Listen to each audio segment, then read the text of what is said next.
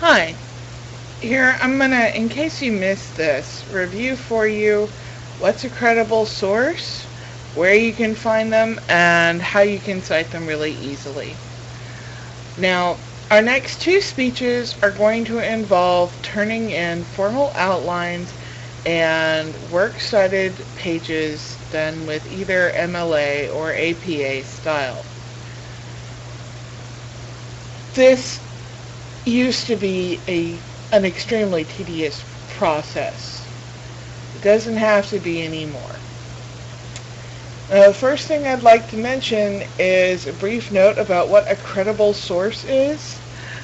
That guy you kind of half overheard at the bar on karaoke night?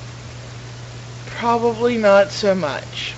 And most instructors don't like you to use Wikipedia or just something I found on Google.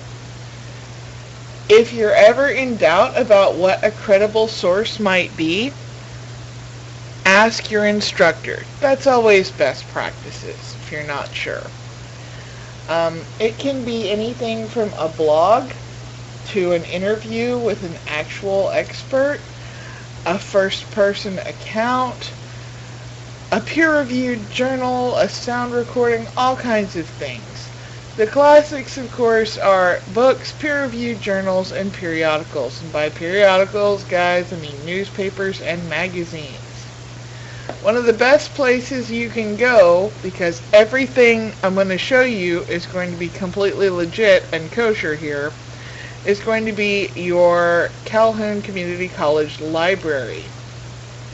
So what you do is you go to https, etc., Calhoun's main page. And that's calhoun.edu. And up here at Quick Links, you will find Library. Click on the Library link. Anything in here database-wise is going to be a credible set of sources. Now, which particular database you wish to use depends on what you're looking for. For more academic topics, you may use Academic Search Premier. I use that one pretty frequently, or Credo Reference.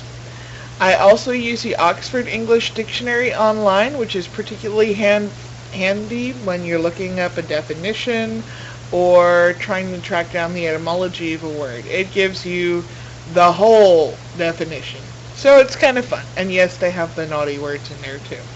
But for our purposes, we're going to look at ProQuest newspapers. You'll need to log in here. My browser remembers it because, I'm bad like that and I can't remember stuff. So it'll be your C number and your last name. And then you'll wait around because your ISPA is faster than the speeding, your ISP is faster than the speeding snail, whatever. Here you see you have a list of many of the periodicals that you have access to. So this is going to check most of the major city newspapers throughout the U.S. And we're going to look up a topic. Here we're going to look up kittens. Just, oh my goodness. Chainsaw Kittens celebrate new independent release. I hope that's a band. Alright, well, what we're experiencing here is our search parameters are insufficiently narrowed down. That means we're casting a really wide net. So let's try and use some Boolean phrases here, such as and or, to narrow this down. Kittens and pets.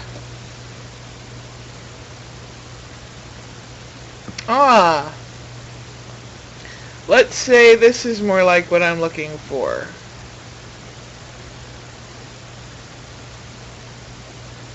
Patience essential to kittens becoming friendly family pets.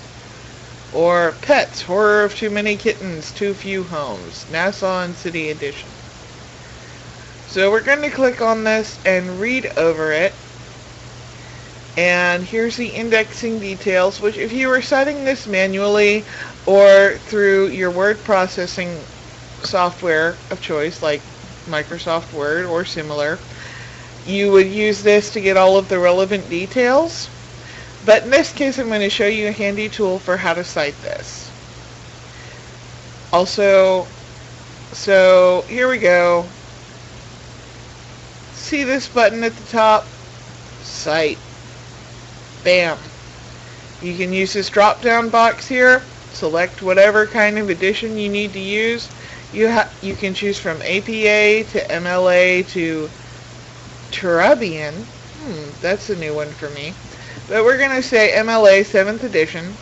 And what you do here is you highlight this. And this is going to be your entry on your works cited page.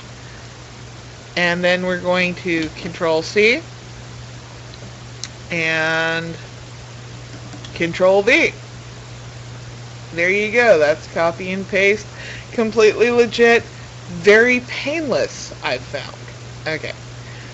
No, we close it out. Now, say you're not ready to sit at your computer forever and read all of the things and wade through all of your sources, and I do suggest that you pick several, read them, and then discard a few. That's a good way to do it. So what I'm going to do is I'm going to export this as PDF with full citation.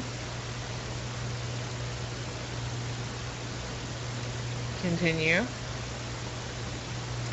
And we will start the download here. And you can see that here we go.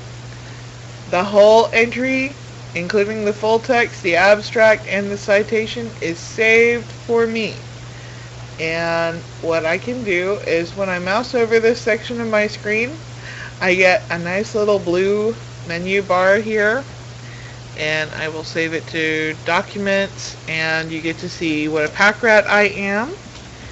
And we will name the file Kittens. And it's that easy. So we can then log off the internet completely, or just minimize it as the case may be. And computer, documents, just scroll through this whole list of weirdness here, but it's alphabetical, so I'll find it in a minute, darn it.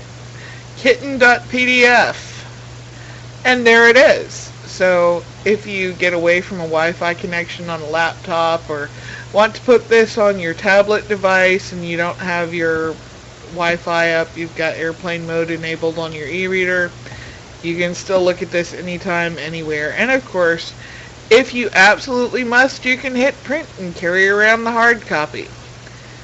So I hope that helps, and next time you will be able to more easily research, I hope. Thanks.